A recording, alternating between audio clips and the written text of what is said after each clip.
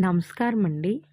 ఈ జనరేషన్‌లో లేడీస్‌కి అటాక్ అవుతున్న ప్రాబ్లమ్స్ ఏవైనా ఉన్నాయి అంటే పీసీఓడీ, గర్భసంచి వాపు, గర్భాశయంలో గడ్డలు, ఎండోమెట్రియోసిస్, ఎడినోమయోసిస్, విపరీతమైన మెన్సెస్‌లో కడుపు నొప్పి.